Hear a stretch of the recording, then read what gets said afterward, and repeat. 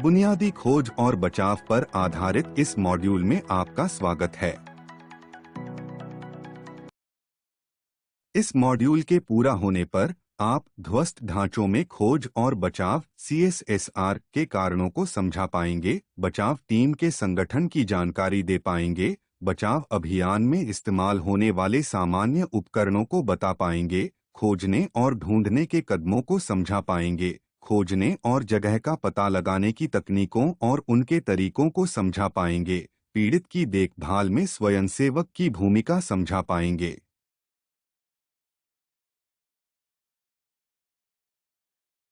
ध्वस्त ढांचों में खोज और बचाव (CSSR) एक अभियान है जिसमें इमारतों के ध्वस्त होने पर वहां सुरक्षित ढंग से खोज और बचाव का कार्य किया जाता है। इमारत को मजबूती देने वाले खंभों के गिरने और बिना मजबूती वाली राजगिरी या कंक्रीट की वजह से इमारत या ढांचा गिर जाता है। ढांचा गिरने के कुछ सबसे सामान्य कारण इस प्रकार हैं: जमीन स्थिर न होना जैसे मिट्टी फिसलना, जमीन में गड्ढा, आग लगना, गाड़ी टकराना, ढांचे की विशेषता जैसे कि उसकी आयु, इस्तेमाल की गई सामग्री, तरीका और डिजाइन। खराब मौसम जिसमें वर्षा या बाढ़ का पानी, बर्फ का जमा होना, तूफान और आंधी शामिल है। विस्फोट जैसे कि बम, जनोपयोगी सेवाओं, आतिशबाजी आदि। भूकंप या ज्वालामुखी गतिविधि जैसे कि ज्वालामुखी राख का अतिरिक्त मात्रा में जमा होना। आगे हम मलबे में फंसे लोगों को खोजने और उनके फंसे होने की जगह का पता लगाने के तरीके के बारे में जानेंगे।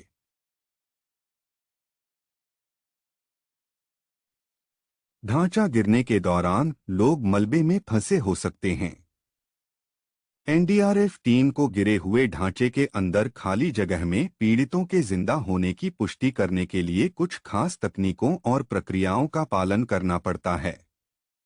उन्हें पीड़ित से संपर्क भी स्थापित करना पड़ता है और पीड़ित को खोजकर उसकी मदद करने के लिए खुद जाकर खोजना पड़ता है। आइए हम फिजिकल सर्च के लिए जरूरी सामान्य उपकरण के बारे में जानते हैं।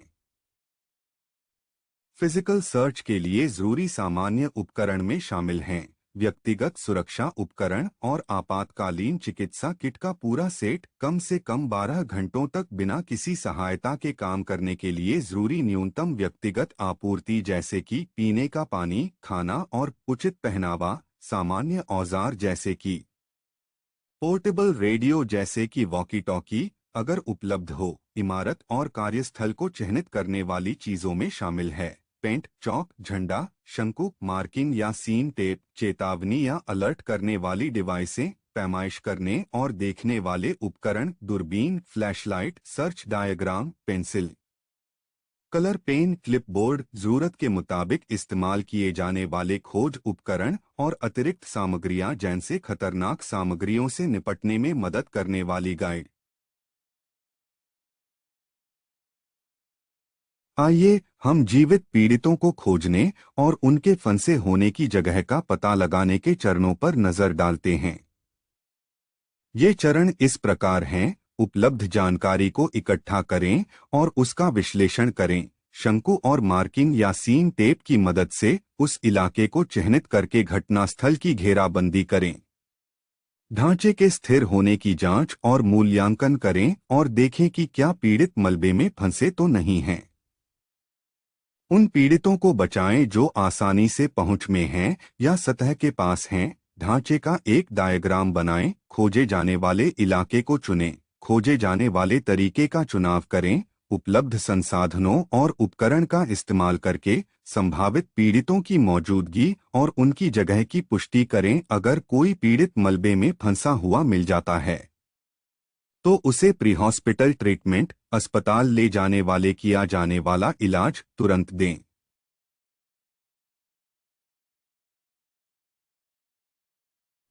खोज अभियान दो तरह से किया जा सकता है।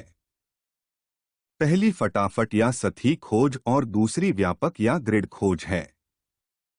अधिक जानकारी के लिए हर प्रकार पर क्लिक करें। सतही या आसानी से पहुंच में आने वाले खाली इलाकों में पीड़ितों की मौजूदगी का पता लगाने के लिए सतही खोज को काफी जल्दी कर लिया जाता है। इसमें ये काम किए जाते हैं, पीड़ितों का तेजी से पता लगाया जाता है, घटनास्थल का आकलन किया जाता है, इसमें जानकारी इकट्ठा की जाती है जो बचाव कार्य का दायरा तय करने में मदद करती है। इससे अपनाई जाने वाली निकासी प्रक्रिया को प्राथमिकता देने में मदद मिलती है।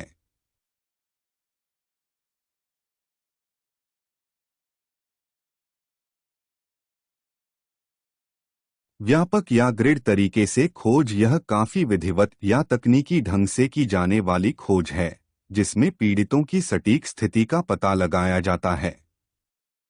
इस खोज में ये काम किए जाते हैं, एक पूर्ण और सुव्यवस्थित खोज, जरूरत से ज्यादा की जाने वाली जांचें और वैकल्पिक खोज संसाधनों और तरीकों का इस्तेमाल।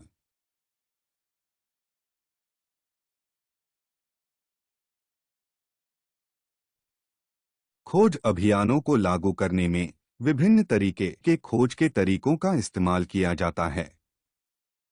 ये तरीके हैं खुद जाकर खाली जगहों में खोजना, आवाज लगाकर खोजना, कतारबद्ध रूप से खोजना, श्वान की मदद से खोजना। आइए हम हर एक तरीके के बारे में विस्तार से जानते हैं।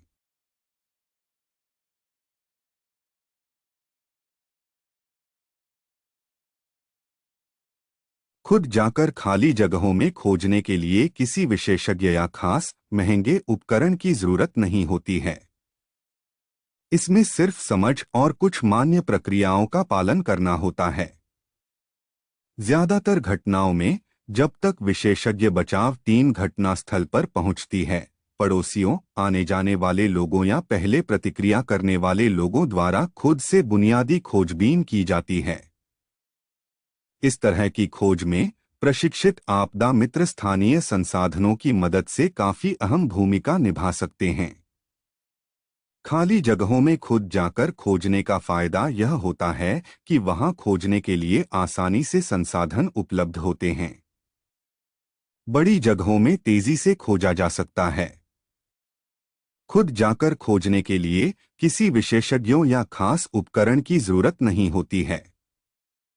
इस कार्य में मदद करने के लिए स्वयंसेवकों को जल्दी प्रशिक्षित किया जा सकता है। खाली जगहों में खुद जाकर खोजने के दौरान आंखों से स्थिति का मुआयना करने से पीड़ितों की सटीक जगह, स्थिति और हालत के बारे में पता चलता है। साथ ही सही खोजों के लिए अलग से पुष्टि कराने की जरूरत नहीं होती है। खाली जगहों में खुद जाकर खोजने के नुकसान हैं। इसमें आम तौर पर सिर्फ सतह पर और आसानी से पहुंच में आने वाले इलाकों में फंसे पीड़ितों को ही खोजा जा सकता है। रात के दौरान खोज का यह तरीका ज्यादा कारगर नहीं होता है। कर्मचारियों को खोजने के लिए नजदीकी खतरनाक साबित हो सकती है। खोज के तरीकों के नतीजे अंतिम नहीं होते हैं, यानी कि ऐसा निश्चित तौर पर नहीं कहा जा सकता है कि सभी पीड़ितों की स्थिति का पता लगा लिया गया है। आगे हम समझते हैं कि खाली जगह क्या है। आम तौर पर किसी ध्वस्त ढांचे में मौजूद वॉइड स्पेस की संभावित जगहें हैं। ढांचे का वी आकार में गिरना, जो कि आमतौर पर तब होता है जब मध्य भाग से मिलने वाला सहारा हट जाता है और छत या मंजिल गिरकर वी आकार में ठहर जाती हैं। पैनकेक आकार में ध्वस्त आमतौर पर तब होता है जब भूकंप की वजह से किसी बहुमंजिला इमारत के खंभे और अन्य सहायक ढांचे इमारत को जरूरी मजबूती प्रदान नहीं करते हैं और इमारत केक की तरह एक के ऊपर एक करके गिर जाती है।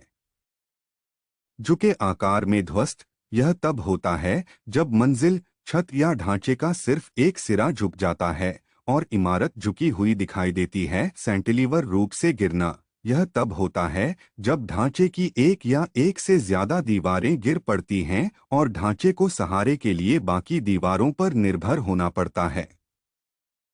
आइए हम कई कमरों में खुद जाकर खोजने की प्रक्रिया को समझते हैं। कई कमरों में खोजने का सामान्य निर्देश है, दाहिने जाएं, दाहिने ओर रहें। ढांचे में घुसने के बाद दाएं ओर मुड़े और दाहिनी दीवार के संपर्क में तब तक रहें जब तक पूरे घटनास्थल को खोज नहीं लिया जाता है और टीम अपने शुरुआती बिंदु पर वापस लौट आती है। आप चाहें तो दीवार पर अपनी नज़र बनाए रख सकते हैं या उसे पकड़कर चल सकते हैं। अगर खोज टीम को बाहर निकलना है और उसे याद नहीं आ रहा कि वह किस दिशा से घुसी थी, तो बस पीछे घूमें और उसी दाहिनी दीवार पर नज़र रखते हुए या उसे पकड़कर चलते हुए अपने बाएं ओर चलते जाएं। अब हम आवाज लगाकर खोजने के तरीके को सीखते हैं। इस खोज में खोजने वाले लोग ध्वस्त ढांचे के आसपास दक्षिणावर्त या वामावर्त दिशा में घूम घूम कर पीड़ितों को ढूंढते हैं। वे तेज आवाज या किसी मेगाफोन का इस्तेमाल करके पीड़ितों को बुलाते हैं। फिर सभी खोजकर्ता ध्यान से जवाब सुनने का इंतजार करते हैं। अगर उन्हें किसी दिशा से कोई जवाब आता है, तो वे उस दिशा को दर्ज कर लेते हैं। अगर एक से ज्यादा खोजकर्ता को वह आवाज सुनाई पड़ती है, तो वे जिस दिशा की ओर इशारा करेंगे, वे उसे आवाज आने के स्रोत के रूप में चिह्नित कर लेंगे। इसे पर्सनल नोट पर जरूर दर्ज कर लेना चाहिए, जो कि हर बचावकर्मी बनाता है। इसमें घटनास्थल का सामान्य रेखाचित्र होता है। आवाज आने के स्रोत की दिशा को इस रेखाचित्र पर जरूर चिह्नित करना चाहिए। आवाज लगाने के अलावा खोजकर्ताओं को आमतौर पर धातु की किसी ठोस चीज से मलबे के ऊपर खटखटाना चाहिए, ताकि वे जवाब पा सकें। आइए हम आवाज लगाकर खोजने के तरीके के फायदों के बारे में जानते हैं। किसी बड़े इलाके में फटाफट खोजने के लिए इसमें कई संसाधन आसानी से उपलब्ध होते हैं। आवाज लगाकर खोजने के लिए किन्हीं विशेषज्ञों या खास इलेक्ट्रॉनिक उपकरण की जरूरत नहीं है। इस काम में मदद करने के लिए स्वयंसेवकों को जल्दी प्रशिक्षित किया जा सकता है। खोजकर्ता पीड़ित की स्थिति का जल्दी पता लगा सकते हैं। आवाज लगाकर खोजने के तरीके को दिन या रात में ज्यादा सुरक्षित जगहों से आजमाया जा सकता है। मेगाफोन और इलेक्ट्रॉनिक उपकरणों की मदद से इस प्रक्रिया को काफी बेहतर बनाया जा सकता है। आइए अब हम आवाज लगाकर खोजने के तरीकों के नुकसान जानते हैं। समय गुजरने पर पीड़ितों की तबीयत बिगड़ने के साथ यह तरीका असरदार नहीं रहता है। पीड़ित आवाज को पहचानने या सुन पाने में सक्षम होना चाहिए। अक्सर ध्वस्त ढांचों के मलबे में दबे पीड़ितों की आवाज बाहर नहीं पहुंच पाती है और इसलिए हो सकता है कि खोजकर्ताओं को उनकी आवाज सुनाई न दे। खोज के इस तरीके के नतीजे अंतिम नहीं होते हैं, यानी ऐसा निश्चित तौर पर नहीं कहा जा सकता है कि सभी पीड़ितों की स्थिति का पता लगा लिया गया है। बच गए लोगों की सटीक स्थिति का पता लगाने के लिए खोज के अन्य तरीकों को अपनाना पड़ सकता है।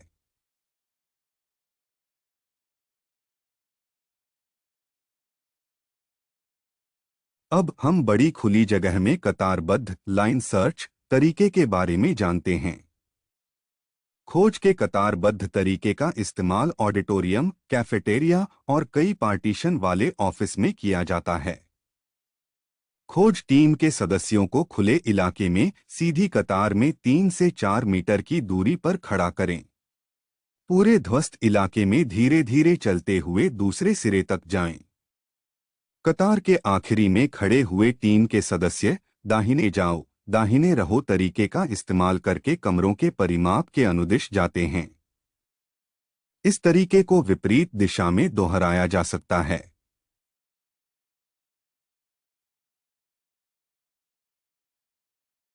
कुत्ते की मदद से की जाने वाली खोज में खोजी कुत्ते वाली विशेषज्ञ टीमों और उनके हैंडलर की मदद ली जाती है। यह बड़े क्षेत्रों में कम से कम समय में फंसे हुए पीड़ितों को ढूंढकर निकालने का सबसे बेहतरीन तरीका है। आगे हम पीड़ित की देखभाल के बारे में सीखेंगे।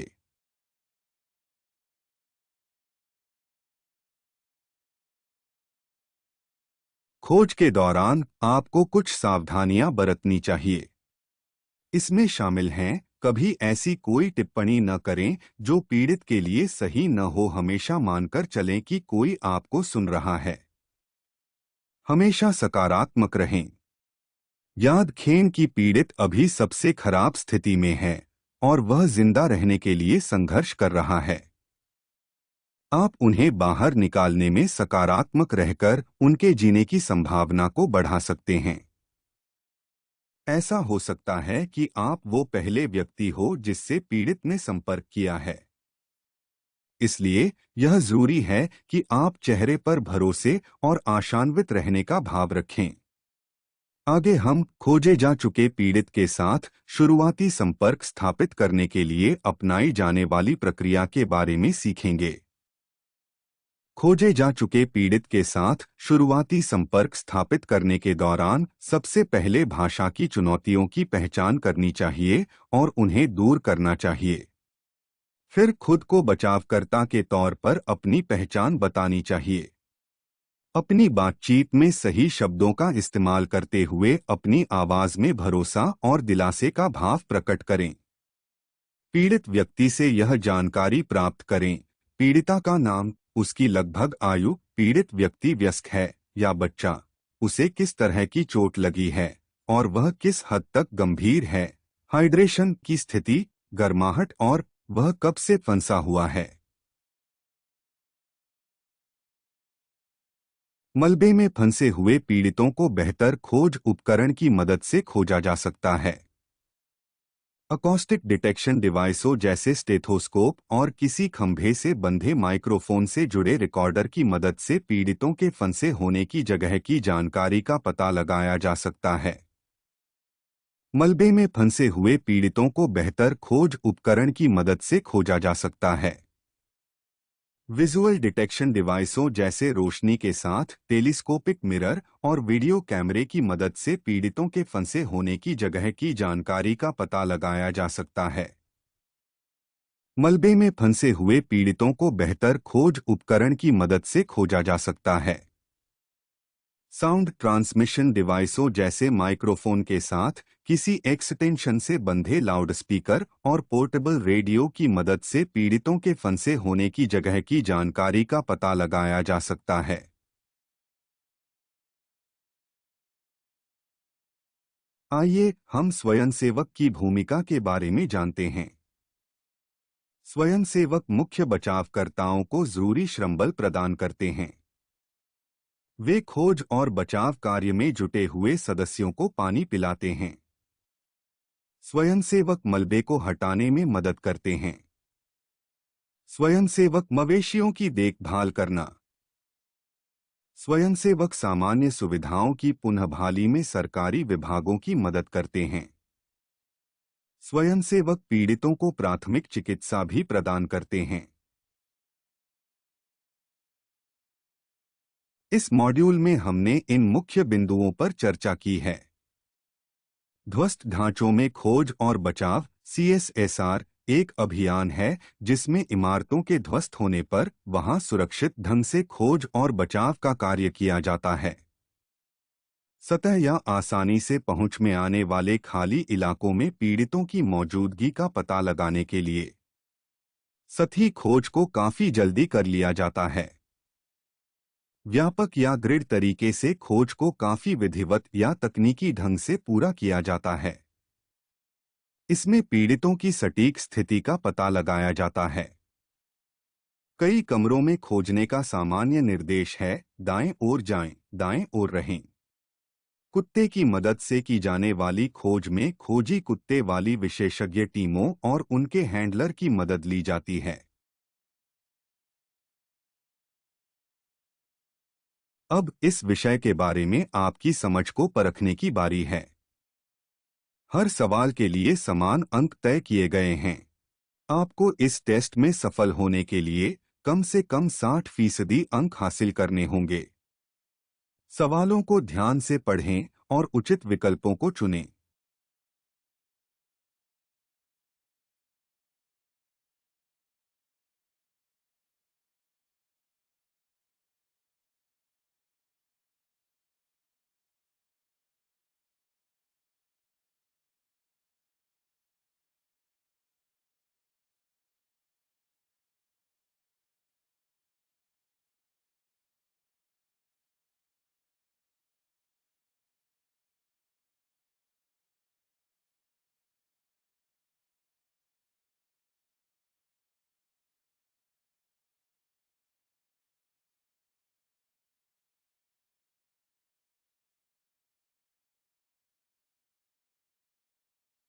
बधाई हो, आपने खोजबीन और बचाव की बुनियादी प्रक्रिया मॉड्यूल को सफलतापूर्वक पूरा कर लिया है। आप वापस जा सकते हैं और ऐसी किसी भी चीज की जांच कर सकते हैं जिसके बारे में आप अनिश्चित हैं।